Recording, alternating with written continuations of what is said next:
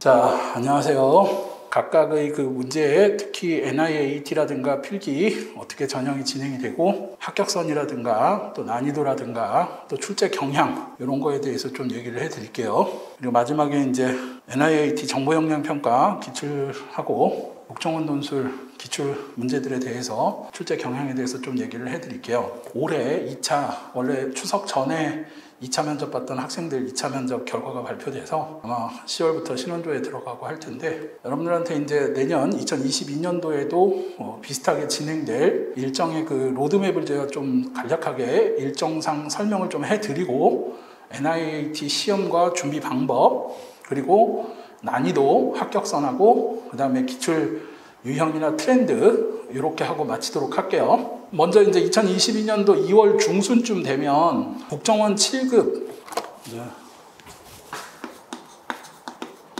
국정원 7급 채용형 인턴, 이 채용형 인턴은 2월 중순에서 3월 초까지 서류 접수를 해요. 근데 물론 이 국정원 7급 채용형 인턴은 무작정 합격을 시켜주는 게 아니라 이제 3달간 평가를 하고 나중에 정규직으로 이제 전환을 해주는 거기 때문에 또 매해 그러니까 내년 2월 좀 보셔가지고 본인이 그 지원하고 싶은 직렬이 있다 그러면 한번 내보시는 게 좋아요. 이 채용형 인턴의 장점은 필기 시험이 없죠. 일단 필기 시험이 없고 이 서류 합격이 되면 4월 중순쯤 면접이 있어요. 이 면접을 통과한 사람들에 한해서 7월에서 9월까지 3달간 인턴을 하고 월급도 받죠. 월급도 받고 이제 3달간 인턴을 하면서 7월 말, 8월 말, 9월 말에 평가를 해요. 그래서 이제 9월에서 10월 달 돼가지고 이제 정규직으로 전환을 해준다. 그래서 실제 직장을 다니시지 않는 분들은 그리고 이제 특히 국정원 채용에 있어서 정기공채도 볼 수 있고 채용형 인턴도 볼 수 있기 때문에 직장 다니시는 분들은 잘 안 보지만 만약에 내가 직장도 안 다니고 뭐 둘 다 볼 수 있다 그러면 양쪽을 다 봐두시는 게 좋아요. 그래서 인턴 채용형 인턴에도 한번 봐두시고 정기공채도 또 지원을 하셔도 되기 때문에 그래서 실제로 하면서 하는 친구들도 있어요. 그래서 이거는 이제 2월 중순에서 이렇게 되고 그 다음에 이제 매년 있는 국정원 7급 정기공채는 3월 중순쯤 공고가 나고 4월 중순에서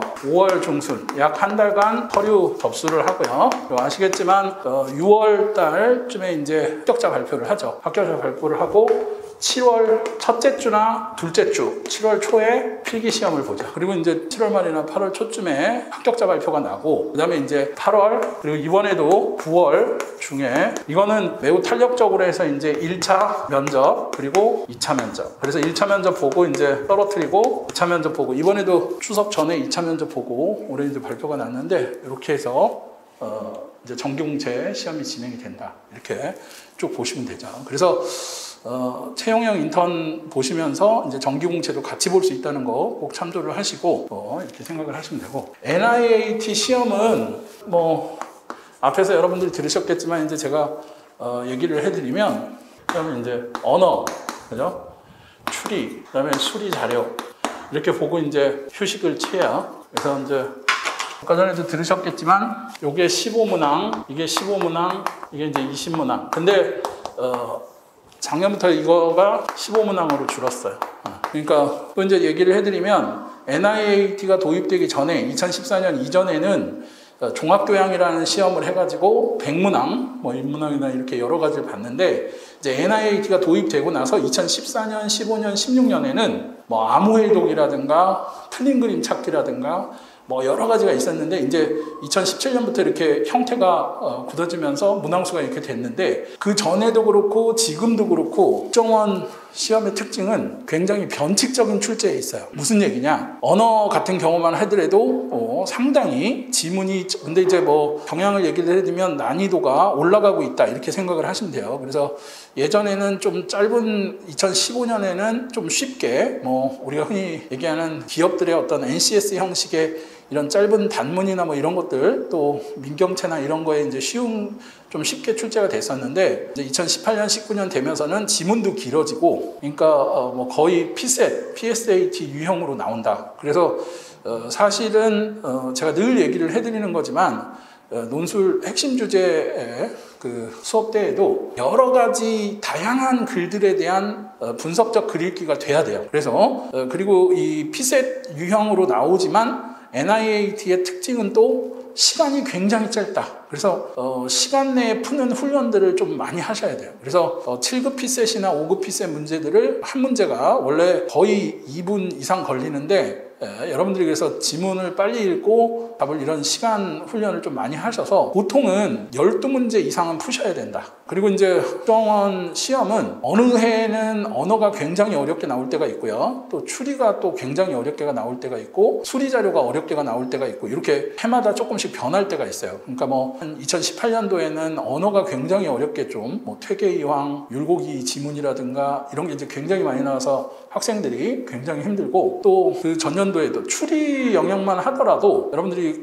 조심하셔야 될 게 논리 퀴즈, 논리 게임이 거의 15문항 다 나올 때도 있고요. 2015년도에는 3단 논법만 뭐 15문제가 다 나올 때가 있고 요즘에는 이제 논리 퀴즈하고 범인 추리라고 그러죠. 또 참 진실 거짓 찾기 이런 유형들이 나오는데 이게 간단치가 않아요. 난이도도 좀 있죠. 그래서 이것도 마찬가지로 합격선은 최소 12문제 이상, 12문 이상 푸셔야 된다. 이것도 마찬가지예요. 그리고 정답률은 한 80% 이상 나와야 이제 합격선에 좀 가깝다. 물론 굉장히 난이도가 어렵게 나올 때는 한 8, 9개 맞추고도 합격을 하시는 친구들이 있는데 여러분들이 대충은 10개에서 12개 이상은 맞추셔야 된다. 이렇게 생각을 하시면 좋고요. 특히 이런 거 여러 가지 이제 문제 유형 이런 것들을 다양하게 풀어봐야 돼요. 그러니까 아까 전에 말씀드린 대로 추리 영역에서 뭐 논리 퀴즈만 내가 너무 풀었다. 근데 갑자기 3단 논법이 나오면 되게 당황을 하겠죠. 그리고 또 너무 NCS 유형이나 이런 쉬운 유형만 풀다가 또 난이도가 어려운 PSAT 유형이 나오면 또 당황을 하기 때문에 여러분들이 그런 거를 이제 고려를 하셔가지고 아까 전에도 말씀드렸지만 국정원 이런 난이도는 매해 조금 변하기도 하고 출제 유형이 다양하게 변하니까 좀 다양한 난이도의 다양한 문제들을 좀 빠른 시간 내에 푸는 거. 그래서 저는 이제 가끔 그런 학습 방법을 얘기를 해드려요. 뭐라고 하냐면 한 번은 굉장히 빠르게 풀고 두 번째는 시간을 두고 천천히 풀면서 자기가 틀린 문제들을 좀 복기하고 마지막으로 한 달 뒤에 다시 한번 풀면서 내가 실력이 어떻게 향상됐는지 좀 점검을 하시고 그리고 특히 언어 능력 지문들을 빨리 독해하기 위해서는 지금 있는 우리가 이제 나중에 얘기해 드리겠지만 논술에 있어서도 그런 것들 좀 지문 독해라든가 이런 것들을 훈련을 좀 많이 하셔야 된다. 그래서 다양한 글들 뭐 정치, 경제, 외교 또 과학이라든가 또 여러 가지 인문, 사회, 철학, 역사 이런 지문들을 많이 읽어보시는 게 훨씬 도움이 된다 이렇게 생각을 하시면 돼요. 수리 자료 해석은 원래 2015, 16년도 이렇게 되면서부터는 자료 해석 문제만 한 20문항이 나왔었어요. 근데 이제 수출이라든가 또 방정식 응용이라든가 작업량이라든가 이런 문제들이 추가가 돼가지고 그리고 이제 자료 해석의 난이도는 좀 쉬워지고 있다 이렇게 생각하시면 돼요. 옛날에 16, 17년도, 18년도에는 좀 난이도가 되게 어려워서 학생들이 12세 문제도 못 풀었는데 이제는 난이도가 한 난이도 중 그리고 이제 수리에서도 방정식이라든가 수출이라든가 작업량이라든가 이런 문제들이 들어가면서 문항수도 좀 적어졌고요. 그래서 15문항으로 이제 좀 줄어들고 난이도도 이거는 그러니까 반대로 생각하시면 언어 추리는 상당 부분 난이도가 올라가고 있는 형이라면 이건 난이도가 조금 더 낮아지고 있는 유형이다 이렇게 보시면 되고 그리고 자료 해석이 좀 쉬워지고 수리 영역이 좀 나온다 이렇게 하고 휴식하고요. 이거 합쳐서 보통 50문항 뭐 이렇게 생각하시면 돼요. 그래서 보통 아까 말씀드린 대로 12문제 이거는 20문항 나왔을 때는 15문제나 이상은 푸셔야 되고요. 그 다음에 이제 정보 역량, 정보 상식이라고도 하죠. 이게 이제 30문항. 그래서 사실은 여러분들 그 비중이 상당히 커요. 그러니까 전체적으로 NIAT가 100문항에서 110문항인데 30문항이면 포기하고 가실 수가 없어요. 그리고 정보 역량이나 정보 상식은 학생들이 제일 어려워하는 것 중에 하나가 뭐냐면 영역이 굉장히 넓죠. 그렇기 때문에 어디서부터 내가 공부를 해야 되고 뭐를 중심으로 해야 되는지 잘 모른다. 근데 이거는 이제 특정한 뭐 북한, 군사, 무기, 통일, 또 우리가 흔히 얘기하는 정보, 그 다음에 시사 관련된 것도 나오고요. 또 사회문화, 또 법, 경제 등등. 그래서 한 8가지에서 10가지 영역들을 조금 더 심도 깊게, 그리고 시사 관련해서도 많이 알아요. 그래서 이거는 난이도가 어렵다기보다는 이제 알면 맞추고 모르면 틀리는 거예요. 시간이 부족하진 않아요, 이거에 비해서. 그래서 이 30문항 중에 최소 20에서 25문항 정도, 그래서 20문항 이상 푸시면 이제 합격권 안에 드실 수 있다, 이렇게 생각을 하시면 되죠. 그래서 지금 전체적으로 언어 추리, 수리 자료 해석, 정보 역량까지가 한 80문항 정도 되는데, 이 80문항 위주로 공부를 해 나가셔야 돼요. 그래서 언어 추리, 수리 자료, 그리고 이제 제가 아까 전에 말씀드린 대로 어느 해에는 언어가 굉장히 어렵게 나올 때가 있고요. 어느 해에는 추리가 되게 어렵게 나올 때가 있고, 그래서 난이도가 상당히 좀 이렇게 해마다 조금씩 특정 영역에 이렇게 난이도 조정을 하기 때문에 여러분들이, 그리고 이거 30문항이니까 아까 전에도 얘기해드렸지만 합격자들 사이에서는 이게 굉장히 그 중요한 또 키포인트가 되기 때문에, 비중이 있기 때문에 이걸 버리고 간다, 이렇게 생각을 하시면 안 된다. 그리고 도형 알고리즘, 또 이게 이제 15, 그 다음에 공간지각 15. 근데 이거는 이제 보통 20문항에서 30문항. 근데 이거는 크게 전체적으로 문제 유형이나 패턴만 좀 많이 알아두시면 예시문항이 나오기 때문에 큰 변별력은 없어요. 그러니까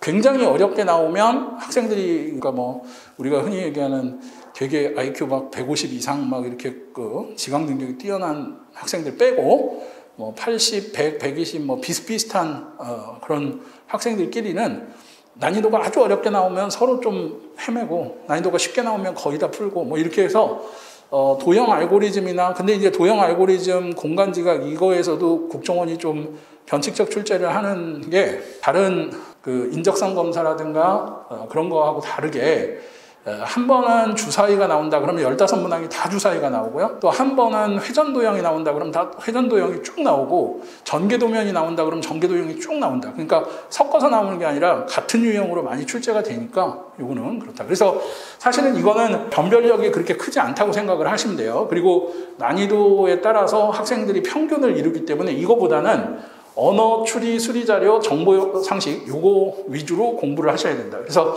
이거 끝나고 또 휴식을 하고, 마지막으로는 이제 인성검사하고 국정원 논술. 국정원 논술은 원래 2014년도에는 이제 100분을 주고 한국사 논술과 그다음에 문제 단독 제시형, 그래서 6.25 전쟁 전후에 6.25 전쟁 직전의 그 국내외 상황에 대해서 논술하시오, 한 500자 논술 약수형으로 이렇게 2문항이 나왔었는데, 이제 그 이후에서 2015년부터 19년까지는 한국사 논술로 해서 뭐 정도전, 정약용의 탕론 이런 게 이제 많이 나왔었죠. 근데 이제 2019년부터 다시, 원래 2014년 이전에도 인문, 사회 일반 논술이었는데 이제 한국사 논술이 아니라 이제 확대를 한 거죠. 그래서 작년에는 에른스트 카슬러의 인간이란 무엇인가, 그래서 이제 인간과 동물의 차이를 말하고 이 팬데믹, 지금 코로나 팬데믹 상황의 글로벌 국제공조, 뭐 이런 것들에 대해서 한번 서술을 하라, 이런 게 나왔고, 올해는 문화상대주의가 나왔죠. 그래서 특히 가해는 이제 스파르타에서는 약한 아이들을 죽이는데, 나아가 이제 문화는 상대적인 거라서 뭐 그렇다. 근데 다의 입장에서 가를 비판하고 뭐 이런 식으로 해서 문화 상대주의에 대한 이런 게 나왔다. 그리고 이제 2014년 이전에도 여러분들이 뭐 아시는 분은 아시겠지만 정의, 평등, 정치라든가 이런 거에 대해서 많이 나왔기 때문에, 그래서 우리가 핵심 주제, 다양한, 그러니까 특히 국정원 논술의 특징은 다양한 배경 지식이 있어야 돼요. 정치, 외교, 인문, 사회. 그래서 이제 제가 항상 얘기를 해드리는 게, 국정원 논술의 그 여러 가지 핵심 주제들을 공부를 해놓으면 논술에도 도움이 되지만, 이거는 이제 당연히 한 문항, 그리고 제시문을 주어지고 뭐가 나온다? 1500자 논술. 그러니까 지금 여러분들 시험에 대해서는 이제 다 아실 거예요. 언어 추리, 수리 자료에서 NIAT는 이거 위주로 공부를 하시되, 이 언어 능력이, 이 논술을 잘 하시는 분이 또 이걸 잘 풀어. 그렇기 때문에 다양한 글읽기와 배경 지식이 갖춰지면 합격을 하실 수밖에 없는 게, 언어 독해도 능하고요, 논술 능력도 배양이 되기 때문에 그런 거 위주로 꼭 하셔야 된다. 그래서 뭐 물론 수업 시간 이전이나 이제 OT 할 때 제가 좀 더 자세하게 논술에 출제됐던 기출 문제 뭐 우리가 그래서 12월까지는 이 기본적인 거 그다음에 이제 1, 2월 해서는 심화 주제들 쭉 한번 살펴보고 5, 6월은 이제 실전 논술하면서 또 특히 스터디 해 나가면서도요. 또 올해 지금 뭐 아까 말씀드렸지만 추석 이전에 이제 2차 면접 보고 오늘 2차 면접 결과가 발표가 됐는데 올해 봤던 이제 여러 가지 면접 주제들에 대해서도 스터디 시간에 제가 다 얘기를 해드릴 거예요. 그래서 이제 여러분들한테 여러 가지 그러니까 정보 역량뿐만 아니라 언어, 독해뿐만 아니라 또 국정원 논술 이런 걸 하기 위해선 다양한 어떤 제시문이나 글들을 많이 읽어보셔야 된다. 그래서 뭐 사실은 국정원 NIAT하고 논술 이런 거 준비하기가 참 힘든 이유 중에 하나는 학생들이 물론 정보도 얻기 힘들지만 이게 매해 조금씩 난이도도 상당히 변칙적으로 이제 출제가 되고 또 심지어는 이제 그 제시문이나 또 여러 가지 길이나 또 여러 가지 유형들이 상당 부분 많이 변동을 하니까 학생들이 어느 해는 너무 쉬워서 뭐 예를 들어 추리를 얘기해 드리면 어느 해는 쉬워서 그냥 논리 퀴즈나 NCS 유형으로 준비해 갔는데 어떤 때 가니까 난이도가 확 올라갈 때가 있어요. 그렇기 때문에 제가 얘기해 드리면 좀 더 다양한 유형의 문제와 다양한 난이도의 문제를 빠른 시간 내에 푸는 연습들 이게 합격의 가장 결정적인 키다 이렇게 생각을 하시면 되고 그리고 특히 언어 추리, 수리 자료에서 뿐만 아니라 정보 역량 그래서 정보상식 같은 경우에는 미리미리 폭넓게 그리고 이게 사실은 이제 늘 국정원 논술 같은 경우에도 시사적인 주제들과 연관돼서 출제되니까 여러분들이 그런 시사상식이나 시사적인 배경 지식이나 또 다양한 그런 것들을 다 알고 계셔야 글쓰기에도 편하고요. 또 정책적인 방향이라든가 이런 것들도 연관시켜서 좀 많이 아셔야 돼요. 특히 내년에는 또 대선도 있고 또 지금 남북관계라든가 북미회담이라든가 뭐 이런 것도 있고요. 또 여러분들이 아시다시피 코드레드 그래서 환경 또 ESG 경영 이런 것들이 있기 때문에 언어 능력 또 논술 그리고 이게 나중에 면접 가서는 PT 주제로도 출제가 된다. 그래서 제가 늘 얘기해 드리는 게 학생들이 필기 합격이 목적이 아니라 결국에는 최종 합격이 목적이기 때문에 그런 것까지 생각을 하셔가지고 다양한 글읽기를 좀 하셔야 된다. 그래서 뭐 나중에 개별적으로 또 궁금하신 게 있으면 시험에 대해서 오셔서 이제 얘기를 하시면 좋고요. 자, 그러면 이제 2014년부터 이 기출 유형 분석해서 문제 한번 보여드리도록 할게요. 1번 다음 중 북한의 국방위원장은 누구인가? 먼저 정보 역량 평가에 나오는 첫 번째 유형은 아까 전에 얘기한 대북 그리고 통일, 군사 무기 관련된 거, 정치 외교 이런 분야에 관련된 게 나오죠. 북한 국방위원장 김정일이죠, 김정일. 근데 여러분들이 이런 기출 문제를 풀어보는 이유 중에 하나는 이것을 보면서 내년이나 어떤 유형이 나오면 시사적으로 뭐가 나오겠구나 이런 거죠. 자, 8차 노동당 대회 올해 출제된 내용인데요. 8차 노동당 대회를 했어요, 북한에서. 그래서 이제 그 중에 김정은이 직책이 뭐가 됐다? 노동당 총비서. 그러니까 여러분들이 작년까지만 해도 김정은 뭐라고 그랬어요? 국무위원장. 김정일은 국방위원장. 김일성은 주석. 그리고 김정은은 국무위원장이라고 했었는데 이제 올해는 제 8차 당대회에서 노동당 총비서. 그러니까 김정은의 공식 직함은 노동당 총비서다. 이런 것들도 알아두셔야 이런 것들이 이제 출제가 된다. 자, 2번 문제 보시면 다음 중 죽음의 백조라고 불리는 미국의 전략자산 이게 B-1B 랜서라고 하죠. 그래서 이 무기 B-1B 랜서가 3번이 정답이죠. 그래서 죽음의 백조라고 한다. 이런 것도 딱 보시면 이런 무기 관련된 게 나온다. 요즘 뭐 여러분들이 얼마든지 SLBM 그리고 이번에 북한에서 어제도 또 쐈던 이런 시사적인 거 보면 순항미사일, 그죠? 그리고 또 북한이 갖고 있는, 예를 들어 북한이 갖고 있는 SLBM 이름이 뭐냐? 북극성이죠, 북극성. 그러니까 여러분들이 뭐 화성 14형 미사일이라든가 북극성이라든가 이번에 미군이 아프간에서 여러분들이 아시는 IS 호라산이라고 하죠. IS-K 공습한 거. 예전에 이란의 거셈 솔레이마니를 암살했던 무인 드론기 MQ-9 리퍼 이거는 거죠. 그러니까 이런 MQ-9 리퍼라든가 지금 아까 얘기한 북극성이라든가 또 우리나라에서도 이번에 SLBM을 쏘아 올린 잠수함이 어디였어요? 도산 안창호함 뭐 이런 거 이런 무기와 관련된 이름들 지금 말한 건 이제 B1 비렌스 거기에 F-22 랩터 이런 것도 굉장히 중요하죠. 그런 것도 한번 보시죠. 자, 3번 별표하시고요. 대한민국 경호처에 해당하는 부서 북한 최고 지도자의 친족 신변 안전을 담당하는 경호조직 호위 총국이죠. 2번.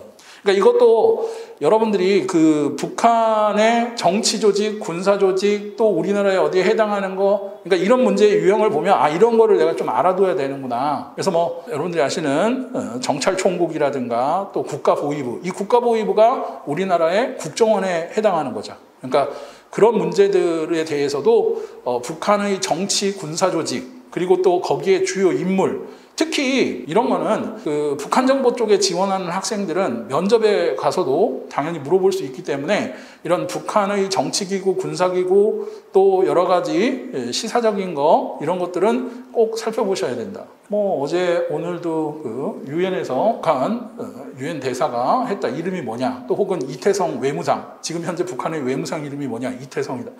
이런 거를 알아둬야죠. 이태성 외무상이라든가. 그러니까 이런 그 기출 문제를 푸는 거는 단순히 이 문제의 답만 찾는 게 아니라 아 이런 게 출제가 되니까 북한 정치기구, 군사기구, 또 무기 이름, 또 통일과 관련된 조약 이런 것들 우리가 알아둬야 된다 이거죠. 4.27 판문점 선언, 9.19 평양 기본 선언 뭐 이런 것들의 내용 같은 것도 점검을 하셔야 됩니다.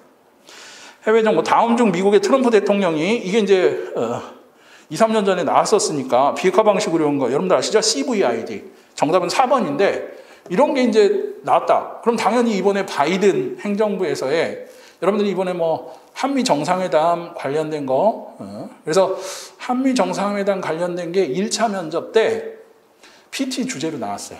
그래서 여러분들도 아시겠지만 그 한미 정상회담의 내용을 그런 전문 같은 것도 알아두셔야 돼요. 그래서 이런 정상회담이 갖는 함의가 뭐고 이 한반도에 어떤 영향을 끼치고 이런 것들도 면접에서 다 되니까 제가 늘 말씀드리는 게 필기도 중요하지만 또 면접에 합격해야 최종 합격을 하시기 때문에 그런 것들도 미리 다 공부를 해두셔야 된다. 그러니까 바이든 행정부 이런 건 시사적인 건데 이런 건 일반 상식책 본다고 나오는 게 아니기 때문에 그래서 제가 이제 뭐 물론 스터디 할 때도 지금부터 시작되는 이런 시사적인 거 또 한반도 이런 것들도 쭉 정리를 해서 공부를 해놔야 내년 5, 6월 돼서도 이런 바이든 행정부나 또 이런 것들에 대해서도 다 좀 미중 관계라든가 이런 거에 대해서 공부가 되겠죠. 그런 걸 좀 보셔야 된다.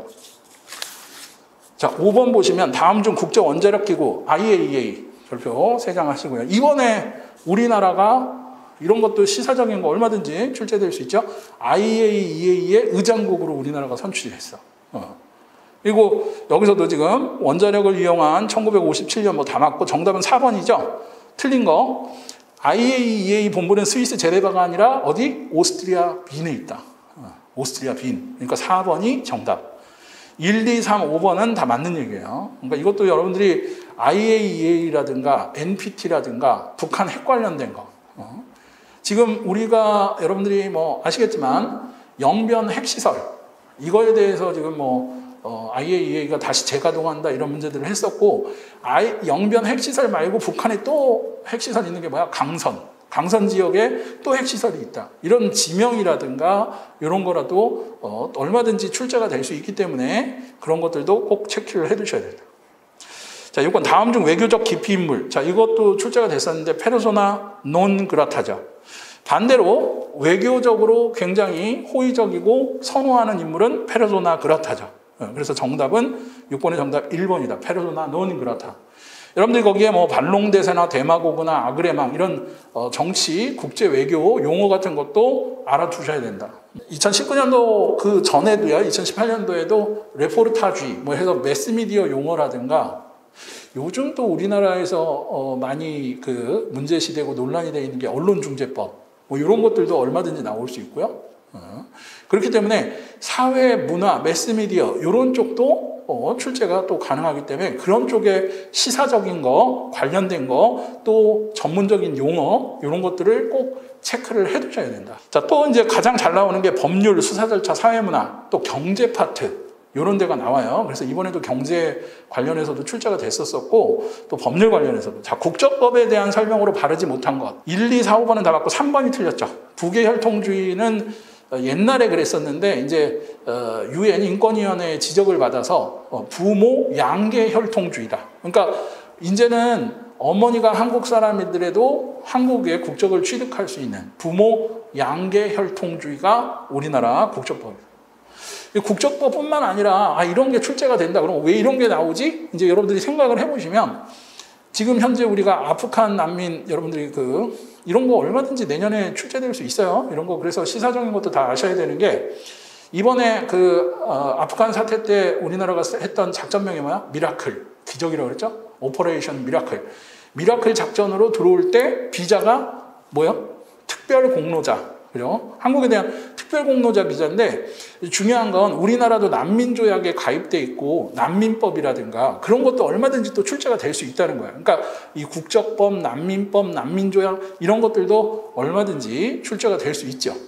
그렇기 때문에 여러분들이 제가 아까 전에도 말씀드렸지만 이러한 유형 물론 아까 전에 제가 얘기해 드린 게 정보 역량 평가 또 정보 상식이 30문항 출제되는 게 꼭 정치에서 5문제, 북한에서 5문제 이렇게 나오지 않아요. 어느 때는 한 3년 전에는 북한에 관련된 것만 쭉 한 15문제 많이 나오기도 하고 정치에 관련돼서 많이 나오기도 하고 아까 전에도 말씀드렸지만 국정원은 이런 변칙적인 출제를 자주 하기 때문에 이런 다양한 영역들에 대해서 어쩔 수 없어요. 시험 준비하시는 분들은 힘이 들지만 좀 더 다양하게 준비를 하셔야 돼요. 자, 8번. 다음 중 고문이나 불법 도청 등으로 얻은 정보는 증거 능력의 법적 효과가 없다. 이게 독수독과 이론이라고 그러죠. 정답 2번. 그래서 예전에 기소유예도 출제가 된 적이 있고요. 그래서 여러분들이 이런 법률적인 거, 또 형사소송 절차라든가 증거 능력이라든가 그래서 독수독과 이론은 불법 도청이나 고문에 의한 증거는 증거 능력을 인정하지 않겠다. 왜냐? 만약 법원이 그걸 인정하게 되면 불법을 조장하고 장려하는 그런 게 되기 때문에 그런 거를 인정하지 않는다는 게 독수독과 이론이다. 이런 그래서 예전에 2014년 이전에는 안보수사나 대공수사 쪽에서는 형법이나 형소법을 따로 20문항씩 시험을 봤었어요. 그렇기 때문에 여러분들이 이제 당연히 수사 절차라든가 또 형법이나 형사소송법이나 헌법 요 정도는 기본적인 법적인 개념 같은 것도 알아두셔야 된다.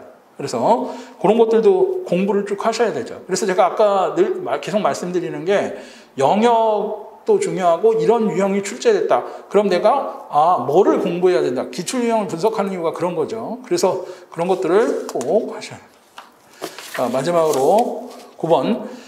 유력 경제주간지 월스트리트 저널이 1970년대 만든 신조어로 유리천장. 자, 유리천장. 가장 유명한 게 힐러리 클린턴이 여성 대통령에서 떨어지면서 유명한 연설을 했죠. 미국에서는 흑인 대통령이 나왔지만 아직 여성 대통령은 나오지 않았다. 그러므로 이 유리천장을 부수고 이렇게 해야 된다. 요즘 우리나라에서도 여러 가지 페미니즘 논쟁이라든가 또 남혐, 여혐 이런 문제들도 많이 되고 있고요. 또 특히 여성들의 어떤 사회 진출, 그것 중에 이제 가장 큰 게 고위직에 있어서의 보이지 않는 장벽, 이게 뜻한다. 그래서 여성들의 고위직 진출을 막는 보이지 않는 벽을 뜻한다. 3번이 정답이죠. 1번의 사회 진출을 막는 이게 아니에요. 고위직으로 올라가는 것을 막는 게 유리천장이다. 정답은 3번이다. 자, 그래서 우리가 나왔던 국정원 NIAT 정보 역량, 정보 상식에 대한 문제들을 한번 풀어봤는데 지금 보시다시피 그래서 제가 종합적으로 좀 평가를 해드리면 여러분들이 NIAT 뿐만 아니라 논술 또 면접까지도 합격을 하기 위한 가장 중요한 건 국정원 이 NIAT 시험의 특징은 변칙적 출제 그리고 난이도도 상당히 매번 바뀌고 또 시간도 부족하고 하기 때문에 다양한 주제에 대한 글읽기 그래서 사실은 국정원 논술을 잘하는 친구들이 NIAT의 언어 능력, 추리 능력도 잘하고요.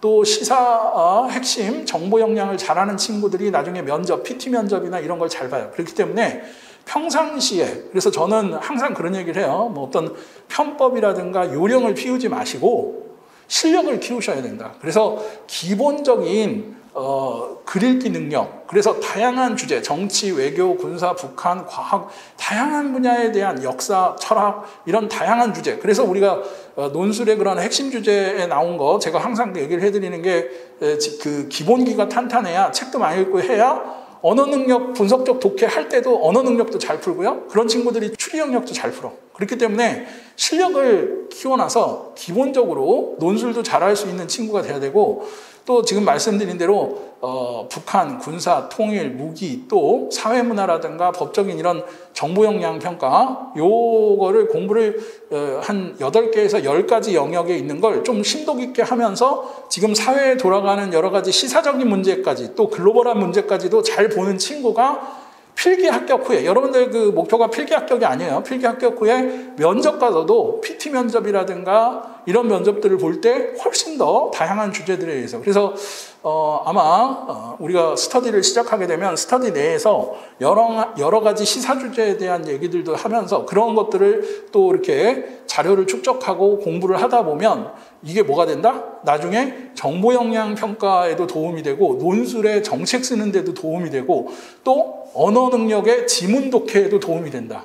그렇기 때문에 지금 제가 늘 얘기해 드리지만 최소 뭐 종합적으로 얘기를 해드리면 15문제 중에 12문제 이상씩은 다 푸셔야 되고요. 언어 추리, 수리 자료 해석하고, 또 논술도 같이 준비를 하셔서 여러분들이 꼭 합격하시기 바라고요. 그리고 이제 남은 기간, 특히 12월까지 요 올해를 잘 보내셔야 내년 이제 시작하면, 아까 전에 제가 서두에 채용형 인턴 막 뭐 자기소개서 쓰고 또 시험 보고 그러면 내년에는 진짜 순식간에 가기 때문에 시간이 별로 없어요. 그래서 올해 지금부터 12월까지 기본기를 좀 닦는다 생각하고 책도 좀 많이 읽어놓고 독해도 많이 하시고 논술도 글쓰기도 많이 하시는 분들, 또 스터디 하시면서 서로 이런 거 많이 해놔야 내년에 가서 이제 그런 거에 이제 기본기가 탄탄해야 모든 것들이 그 면접뿐만 아니라 시험도 잘 보실 수 있어요. 혹시 뭐 제가 SARANG 사랑이죠. 언더바 밑으로 짝대기예요. 2003 그다음에 골뱅이 한메일.net.